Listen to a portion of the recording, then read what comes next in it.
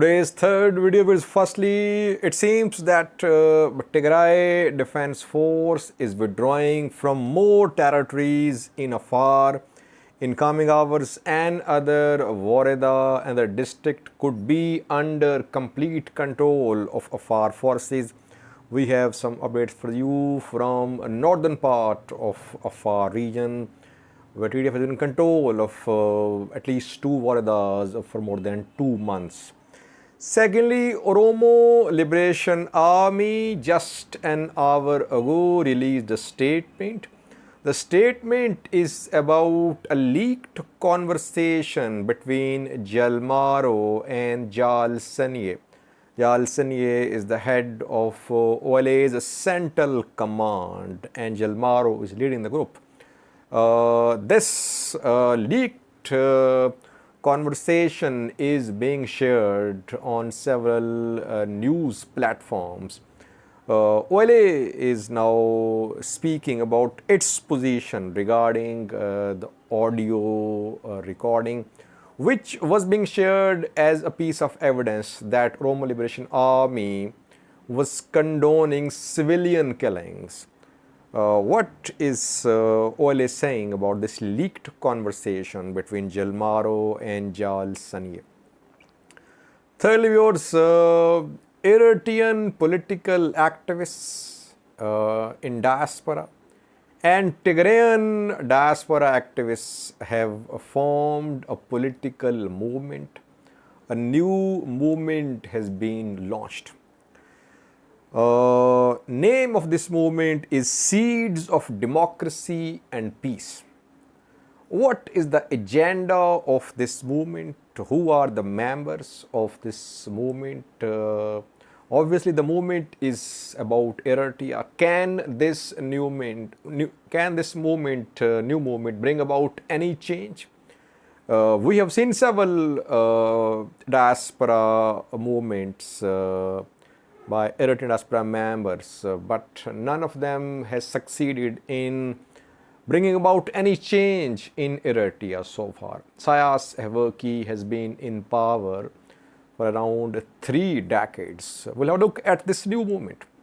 Firstly, northern Afar, we know that Tigray Defense Force launched an offensive, a military offensive on the Afar region in January.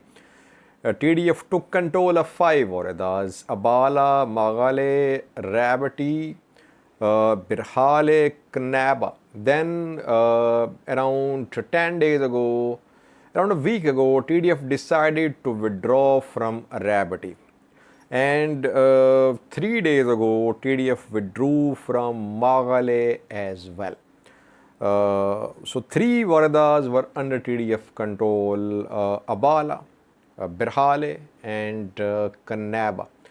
TDF withdrawal started after the delivery of aid to Tigray started.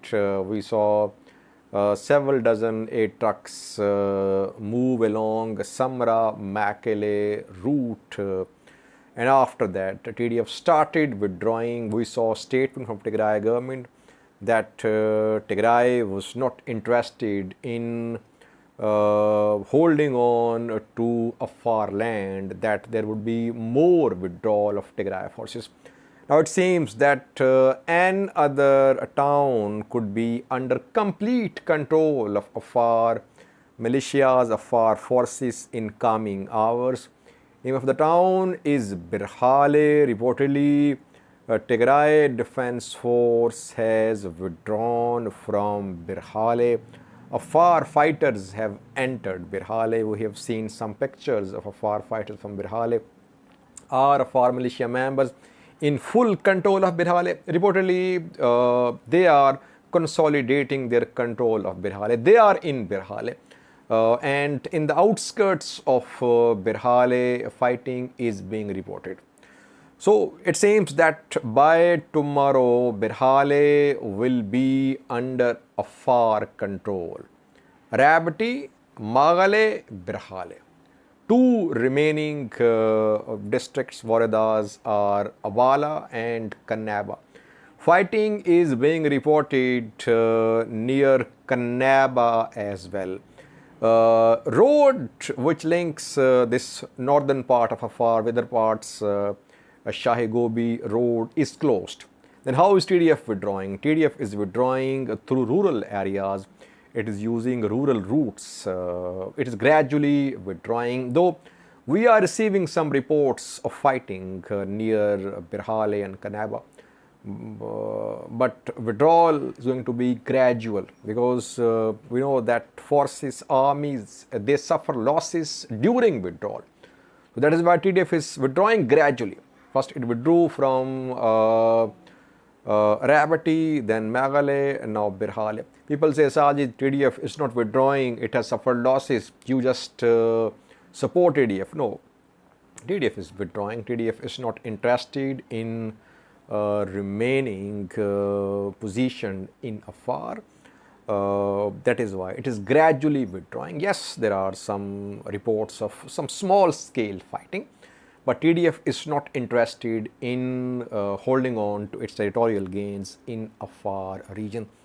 And so far it is withdrawing without suffering any major losses. A small scale fighting does not mean that TDF is under pressure in these areas. So by tomorrow, Berhale could be under Afar control, and in coming days we could see the same about Abala and about Kannaba too. So very encouraging development that TDF is withdrawing from all its territorial gains in Afar after the announcement of truce.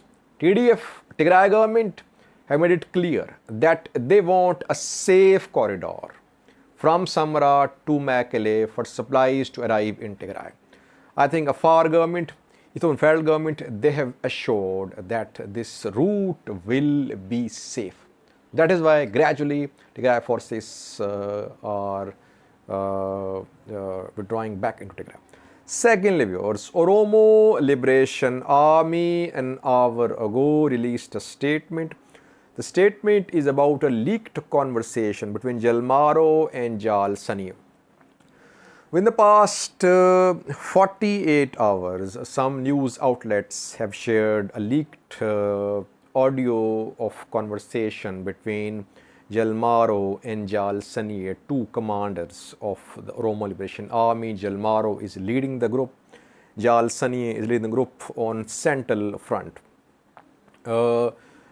The conversation is being shared by some news sources who claim, the sources claim that this conversation shows that OLA condones civilian killings, that it has no regard for civilian lives.